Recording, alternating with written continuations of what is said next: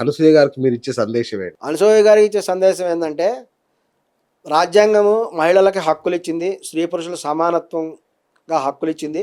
So రాజ్యాంగ ప్రకారము మీకున్న ప్రాథమిక హక్కులని పూర్తి స్థాయిలో వినియోగించుకోవచ్చు. మీకు నచ్చిన బట్టలు మీరు వేసుకోండి. సో ప్రపంచంలో నాగబాబు గారు చెప్పింది కూడా నేను మళ్ళీ అదే రిపీట్ చేస్తున్నాను. మీకు నచ్చినటువంటి బట్టలు మీరు వేసుకోండి, ఇతరులకు ఇబ్బంది కలగకుండా. కానీ ఇప్పుడు అనసూయ గారిలో మార్పు అయితే వచ్చినట్టుంది. ఇక అనసూయ గారు నాకు తెలిసి స్విమ్మింగ్ పూల్కి వెళ్ళరు. మీరు డిసప్పాయింట్ అవుతారు, ఫ్యాన్స్ వెళ్ళరు ఖచ్చితంగా. ఇది వాస్తవం కూడా అయ్యుండొచ్చు. ఈ మధ్య మంచి నిండుగా చీర కూడా కట్టుకొని ఫంక్షన్ కి వచ్చినట్టున్నారు. అనసూయ గారే కదండి, ఇంకా అమ్మాయిలు ఎవరు కూడా స్విమ్మింగ్ పూల్కి అయితే నాకు తెలిసి ఇంకా స్విమ్మింగ్ డ్రెస్ ఎవరు వేసుకోరు. బికినీలు వేసుకోవడం అందరు మానేస్తారు. వేసుకున్న ఫోటోలు కూడా పెట్టరు నాకు తెలిసి. బాగా టామ్ టామ్ అయిపోయింది బయట. సో శారీస్ కట్టుకున్నా మళ్ళీ శారీలో కూడా అందాలు ఉంటాయి. ఎక్కడ కట్టింది అదే చెప్తున్నా. మాధవిలత గారు చెప్పారు ఎగ్జాంపుల్. ఆమె ఒక ఫంక్షన్కి ఇట్లకి శారీ కట్టుకొని వెళ్ళింది. శారీ కట్టుకొని వెళ్తే ఆడవాళ్ళు మెయిన్ చెప్పే సమస్య ఏంటంటే చీర జారిపోతుంది. ఈరోజు అమ్మాయిలు అంటే సాంప్రదాయం అయితే లంగా ఓణీలు కట్టుకోవాలి. లంగా ఓణీలు నాకు తెలిసి ఎవరు కట్టుకోవట్లేదు. మరి ఎందుకు కట్టుకోవట్లేదు అంటే మెయిన్ చెప్పేది ఏంటంటే చీర జారిపోతుంటుంది, మాటి మాటికి ఇబ్బంది అవుతుంది. తర్వాత నడుము కనిపిస్తుంది. మళ్ళీ బొడ్డు కిందకి చీర కట్టారా, బొడ్డు పైకి చీర కట్టారా, ఇది ఒక పెద్ద టాపిక్ అనమాట. దాని గురించి డిస్కస్ చేస్తారు. ఖుషి సినిమా చూసుంటారు, పవన్ కళ్యాణ్ భూమిక మధ్య బొడ్డు దగ్గర గొడవ అవుతుంది, నడుము దగ్గర గొడవ. సినిమా మొత్తం బొడ్డు మీద నడుస్తుంది.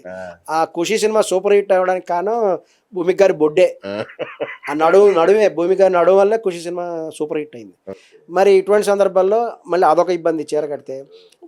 మాధవీలత గారు స్పష్టంగా చెప్పినారు. ఆమె ఫంక్షన్కి వెళ్ళినప్పుడు వాళ్ళు ఏం చేస్తారంటే చీర మాటి జారిపోతుందని చెప్పేసి ఇక్కడ పిన్ పెట్టుకుంటారు, జాకెట్కు పిన్ పెడతారు. పిన్ పెట్టి జారకుండా కొన్ని అరేంజ్మెంట్ చేసుకుంటారు. ఆమె ఫంక్షన్కి వెళ్ళినప్పుడు ఇట్లా అభిమానులందరూ దగ్గరికి వచ్చారు. అభిమానులు ఎప్పుడు కూడా చాలా గొప్ప అండి.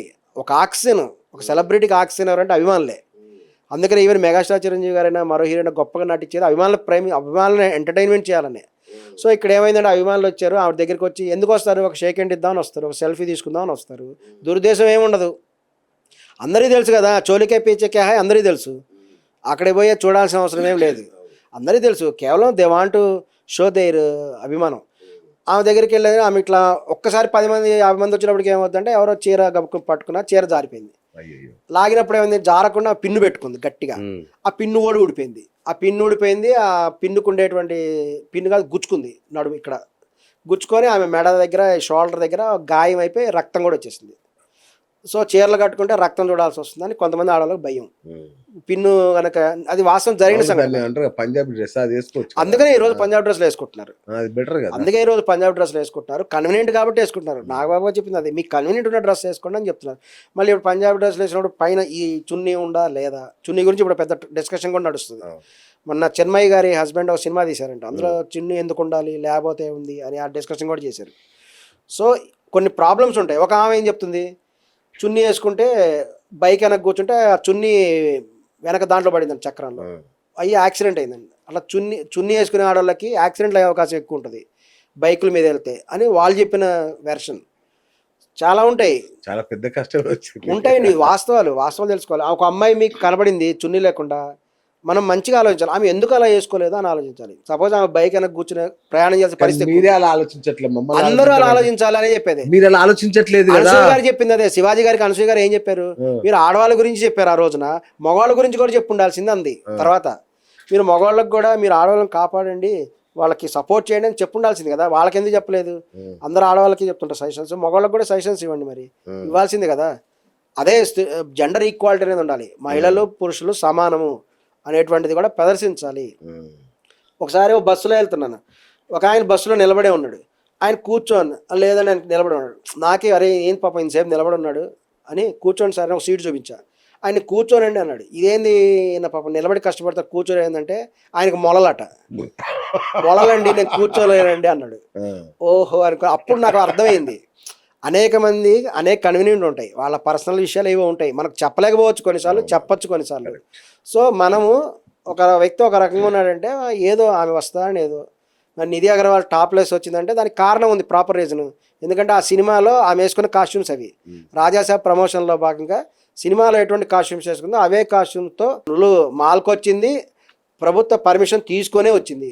అక్కడ ఎవ్రీథింగ్ ఈజ్ లీగల్ గానే జరిగింది. ఆ డ్రెస్ కు పర్మిషన్ తీసుకుందా? పర్మిషన్ లేకపోతే లోపలికి రానిచ్చారు. డ్రెస్ కు ఆ డ్రెస్ కు పర్మిషన్ తీసుకుందా? పర్మిషన్ ఉండొచ్చు. ఎట్లుంటది డ్రెస్ లేదు అని పోనీ లేదని చెప్తారా మీరు? పర్మిషన్ లేకుండా ఎలా వస్తారు? పర్మిషన్ లేకుండా రాలేదు. డ్రెస్ గురించి మాట్లాడు. నిర్వాహకులు అడుగుతారు. నిర్వాహకులు ఎవరైతే అడుగుతారో, ప్రొడ్యూసర్స్ ఎవరైతే అడుగుతారో వాళ్ళు చెప్తారు క్లియర్ గా. బలాని సినిమాలో ఈ కాస్ట్యూమ్ వేసుకున్నారంటే అదే డ్రెస్ వేసుకురండి, మన సినిమాకి ప్లస్ పాయింట్ అవుతుందని చెప్తారు. ఆ సినిమాలో అదే కాస్ట్యూమ్ వేసుకుంటుంది, ఇక్కడ దాకే ఉంటుంది డ్రెస్ టాప్లెస్. అదే కాస్ట్యూమ్ వేసుకుని సినిమా ఫంక్షన్ కూడా వచ్చింది. సో అక్కడ జరిగినటువంటి ఏదైతే ఉందో దానికి పూర్తిగా చట్ట ప్రకారం వాళ్ళకి అనుమతులు ఉన్నాయి. సరే సార్, ఇప్పుడు 50 ఏళ్ళ వయసులో మీరు ఇట్లా సామాన్లు, అనసూయలు, హీరోయిన్లు, గ్లామర్ ఈ గొడవ చేస్తున్నారు. మిమ్మల్ని చూసి యూత్ చెడిపోతున్నారు కదా, ఎట్లా వాళ్ళ పరిస్థితి? యూత్ అనేటువంటి వాళ్ళు ఈరోజు చదువుకుంటున్నారండి. అందరికీ ఫుల్ నాలెడ్జ్ ఉంది. ఏది మంచి ఏది చెడు అనేది యూత్కి పూర్తిగా తెలుసు. మనం నిజం చెప్పాలంటే ఈ రోజున తల్లిదండ్రుల మాట ఎవరైనా వింటున్నారా? మీకు మీరు గుండె మీద చేయబెట్టుకొని ఆలోచించండి. తల్లిదండ్రులు చెప్పిన మాట కొడుకులు వినట్లేదు, కూతుర్లు అయితే అసలు వినట్లేదు. ఇది వాస్తవము. ఇంట్లో డ్రెస్ వేసుకోవద్దని అంటే వాళ్ళు ఆ డ్రెస్ వేసుకొని వెళ్తారు. పబ్బులకు వెళ్తున్నారు, సినిమాలు ఎగ్గొట్టి షికార్లకు వెళ్తున్నారు. ఇవన్నీ కూడా వాస్తవం జరుగుతున్నాయి బయట. స్వేచ్ఛ కదండి, పబ్బులకు స్వేచ్ఛ కదా, ఎందుకు వెళ్ళొద్దు? స్వేచ్ఛ అంటే స్వేచ్ఛగా తిరగమంటే మళ్ళీ అదే చెప్తుంది. మీరు వేరే మీనింగులు తీసుకోవద్దండి. మనం మంచిగా ఆలోచిస్తే అన్ని మంచిగానే కనబడతాయి, చెడుగా ఆలోచిస్తే అన్ని చెడుగానే కనబడతాయి. ఒక కాలేజీకి స్వేచ్ఛగా వెళ్ళమన్నారు, కాలేజీ నుంచి స్వేచ్ఛగా ఇంటికి రమ్మన్నారు. తనకు నచ్చింది తను తినమన్నారు. అనసూయ గారికి కూడా చెప్పింది, తను నచ్చింది తను తింటాను, ఎందుకంటే తన తిండి తను తింటుంది, తన సంపాదన చుకుంటుంది, తన తిండి తను తింటుంది. వేరే వాళ్ళు ఎవరు ఆమెకు పోషించట్లేదు కదా. వేరే వాళ్ళు పోషిస్తే వాళ్ళు చెప్పిన మాట వినాలి. మనకు శాలరీ ఇస్తేనే మన యజమాని మాట వింటాం. శాలరీ ఇవ్వనప్పుడు వేరే వాడి మాట ఎవడు వినరు. ఇది ప్రాక్టికల్గా చెప్తున్నాను ఇది. సో ఆమె హస్బెండ్ మాట ఆమె వింటుంది. ఆమె హస్బెండ్ ఆమె పర్మిషన్ ఇచ్చాడు. సో వేరే పక్కింటి ఆయన మొగుడు పర్మిషన్ ఇవ్వాల్సిన అవసరం లేదు కదా. వేరే ఆడదాని భర్త పర్మిషన్ ఆమెకేం అవసరం లేదు. తన భర్త తనకు పర్మిషన్ ఇచ్చాడు, అది కూడా ఆమె మొగుడు చేత ఆమె ముద్దెట్టించుకుంది, అది ఇన్స్టాలో పెట్టుకుంది. అది తప్పెందుకు అవుతుంది? తప్పేం కాదు అది. సో ఇన్స్టాగ్రామ్ వాడు పర్మిషన్ ఇచ్చాడు కదా. లేదు మీరెవరు బికినీలతో ఇన్స్టాగ్రామ్లో ఫోటోలు పెట్టద్దు అని ఒక రూల్ పెట్టేసేయండి. ఇంకోటి అవైలబుల్ ఉండదు. అప్పుడు ఆంటీ అనే పదం వాడాలా వద్దా? ఆంటీ అనేటువంటి పదము శివాజీ గారు ఉపయోగించారు ఫస్ట్. శివాజీ గారు బిగ్ బాస్, అదే చెప్తున్నా, ఫ్యాన్స్ విషయం వస్తే బిగ్ బాస్ గురించి కూడా వస్తుంది. బిగ్ బాస్ లో కాన్స్టిట్యూయెంట్స్ ఎవరైతే ఉన్నారో వాళ్ళందరికీ ఫ్యాన్స్ ఉన్నారు. సంజనాకు ఫ్యాన్స్ ఉన్నారు, ఇమాన్యుయల్ ఫ్యాన్స్ ఉన్నారు, రీతు చౌదరికి ఫ్యాన్స్ ఉన్నారు, ఇంకా చాలా మంది ప్రియకు ఫ్యాన్స్ ఉన్నారు, కళ్యాణి గారికి ఫ్యాన్స్ ఉన్నారు. సో వాళ్ళ ఫ్యాన్స్ ఎక్కువ వాళ్ళ మీద ప్రేమ ప్రదర్శిస్తుంటారు. సో ఇటువంటి సందర్భాల్లో సంజన ఎప్పుడైతే బయటకు వచ్చిందో ఆమె ఇంటర్వ్యూ చేస్తాడు కదా శివాజీ, బయటకు వచ్చిన వాళ్ళని. ఆమెను పట్టుకొని ఆంటీలు కూడా వస్తున్నారు అని ఆడవాళ్ళ పట్ల వివక్షతగా ఎందుకు మాట్లాడాడు? What is the definition of aunty? ఎవరిని ఆంటీ అనాలి? ఈ మధ్య ఎవడు పడితే వాడు మాటలు ఉపయోగించేస్తున్నారు. అంటే ఒకప్పుడు 18 ఏళ్ళకి పెళ్ళి అయిపోయేది. ఒకప్పుడు స్వాతంత్రం రాకముందు ఫ్రీడమ్, అప్పుడు 18 ఏళ్ళకి పెళ్ళి అయితే ఇటు 30 ఏళ్ళు 40 ఏళ్ళు వచ్చినప్పటికి కొడుకు పెద్దోడు అయిపోయి ఆడి పెళ్ళి 50 ఏళ్ళు వచ్చిన తాతలు అయిపోయాడు నిజంగానే. ఈ రోజున 30 ఏళ్ళు 40 ఏళ్ళకి పెళ్ళిళ్ళు చేసుకుంటున్నారు కాబట్టి 50 ఏళ్ళ వాళ్ళకి కొడుకే ఉంటారు. మరి వాడు ఫీల్ అవుతాడు కదా. ఆడవాళ్ళ పరిస్థితి కూడా అలానే ఉంది. మరి అటువంటిప్పుడు what is the definition of aunty? అంటే పెళ్ళైనామని ఆంటీ అంటారా, లేకపోతే వయసును బట్టి ఆంటీ అంటారా అనేటువంటిది కూడా తెలుసుకోవాలి. కొంతమంది చెప్పండి ఎడాపెడ ఉపయోగించేస్తుంటారు. కొంతమంది చెప్పండి. ఆంటీ అంటే అత్త అనే పదం ఉంది, పిన్ని అనే పదం కూడా ఉంది. ఇంగ్లీష్లో వచ్చిన ప్రాబ్లం అదే. అలాగే అంకుల్ అంటే మామని అనొచ్చు, బాబాయిని కూడా అనొచ్చు. ఇంగ్లీష్, తెలుగులో ఉన్న గొప్పదనం అదే, ఇంగ్లీష్లో ఉన్న మైనస్ పాయింట్ అదే. సో సంజనానే బయటకు వస్తే ఆమెను పట్టుకొని ఈ మధ్య ఆంటీలందరూ కూడా వస్తున్నారు బయటికి అని అనటం ద్వారా ఆమె హీరోయిన్గా ట్రై చేస్తుందేమో, ఎవడికి తెలుసు. ఇప్పుడు అనుష్క గారు హీరోయిన్గా ట్రై చేయట్లేదా? హీరోయిన్ కదా ట్రై చేయ, అనుష్క గారు హీరోయిన్. మన అనసూయ గారు కూడా హీరోయిన్ ట్రై చేస్తుందేమో. మీకు బిగ్ బాస్ నుంచి కాల్ వచ్చిందా? ఉండొచ్చు కదా. ఇప్పటి వరకు అయితే ఏం రాలేదు. బిగ్ బాస్ 10లో, ఎందుకంటే నేను కింగ్ నాగార్జున గారికి అభిమానిని. చాలా మంది అభిమాన సంఘం ఎలా పెట్టారని అడిగారు కదా.